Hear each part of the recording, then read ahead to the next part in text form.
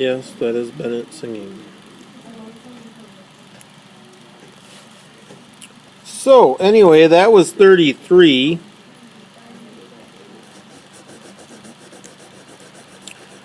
Next we have 34.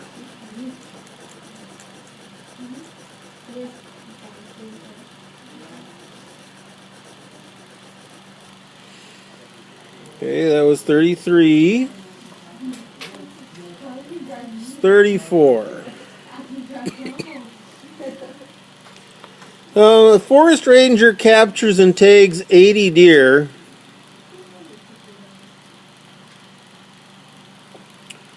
A month later, she captures 50 deer and finds that 7 have tags. Approximately how many deer are in the area? Well, what we would have to do is set up a proportion where I put the number of tags on the bottom and the number of deer on top.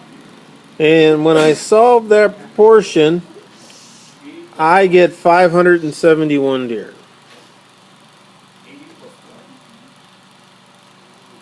80 tags.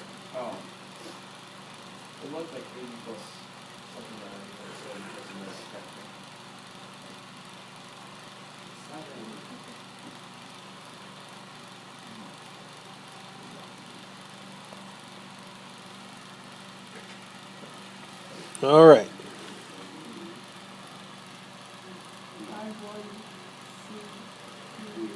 Deer. All right, number 35, Bill Me Later has borrowed some money from his parents to buy a used motorcycle.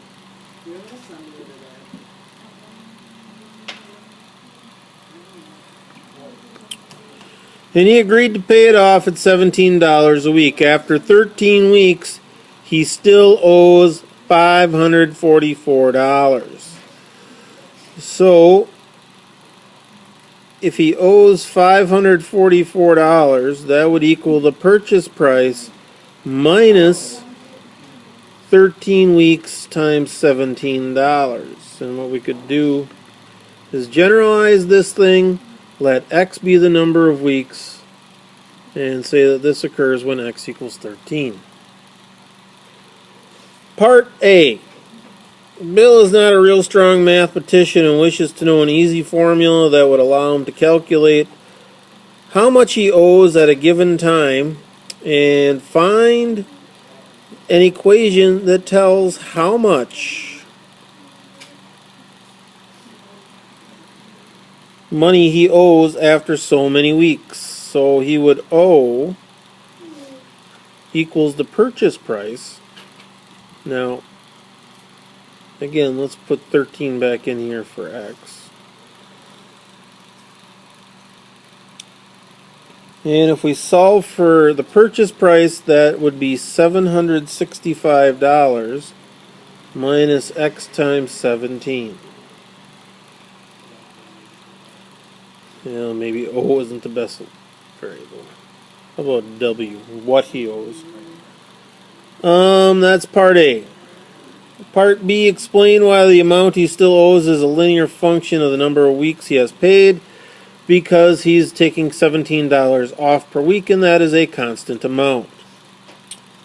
Part C, how much does he owe after 20 weeks? That would be $765 minus 20 times 17. And when we do that, we get $425.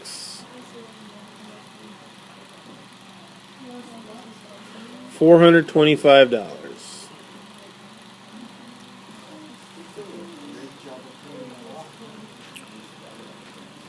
Part D. When will the dollar amount drop below 100? Well, 100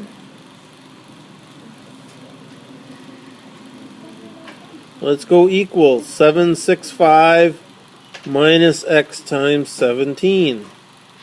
And if we go ahead and solve this, we get 39 weeks.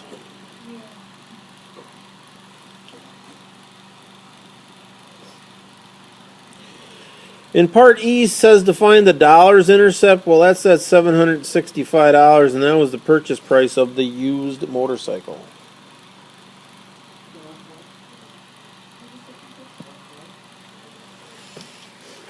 Okay.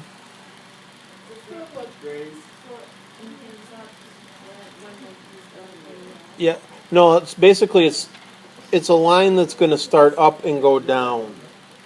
Okay, and it's where it starts at is what he bought the motorcycle for.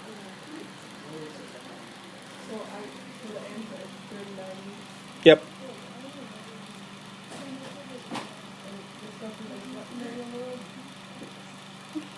Well, this would be a payment schedule on a loan. Like if you bought a car on a loan or a house on a mortgage, that sort of thing, unless you intend to pay cash for everything you buy.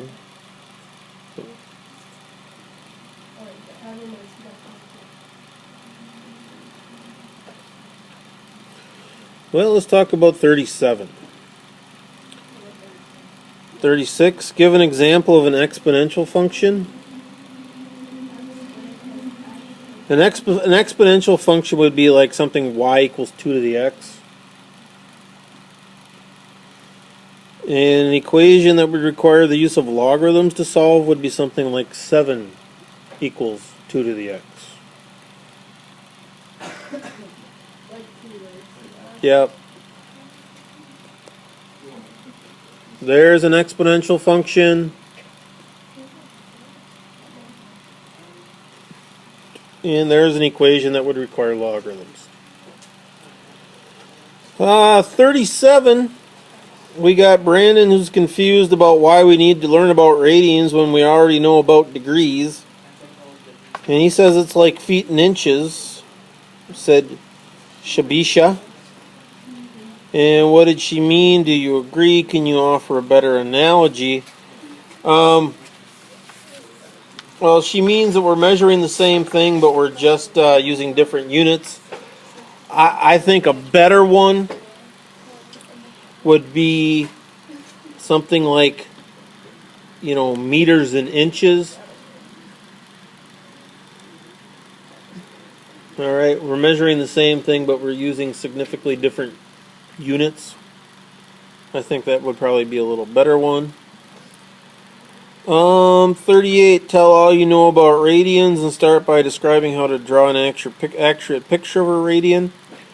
A radian is the arc subtended by an angle centered at the center of a circle, or the vertex at the center of a circle that sweeps out an arc equal to 1 radius.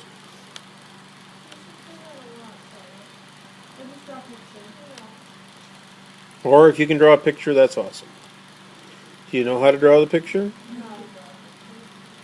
Okay, let's see if I can draw the picture. Here is a circle. Here we have it centered at the origin. Okay.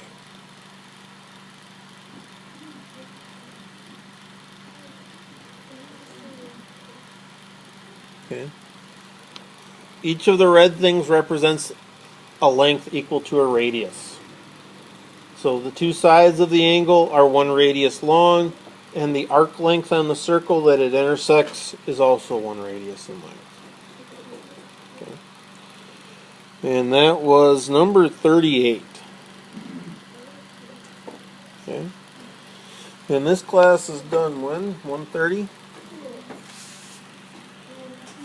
So, 39 says, using a unit circle, show and label pairs of angles that have the same sign. Well, angles that would have the same sign would be angles in the first and second quadrant. There's one angle, there's the other. Let's see, that have the same cosine. Well, that would be angles in the second and third or first and fourth quadrant. Okay, something like that. There's one angle, there's the other. And C, the opposite sign and cosine. In other words, what we want is like a positive sign, negative cosine, or positive cosine, negative sine. but we want their values to be the same, and that would be a 45-degree angle in either the second quadrant or the fourth quadrant.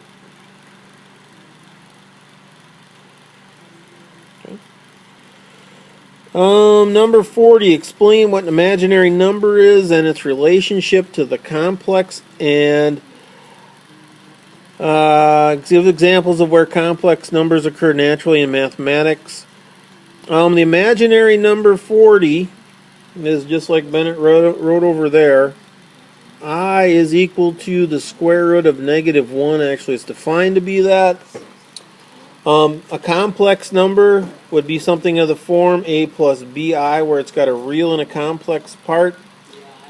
And give an example where complex numbers occur in nature, and this would be functions with imaginary roots. You too. And I'll, yep, yep.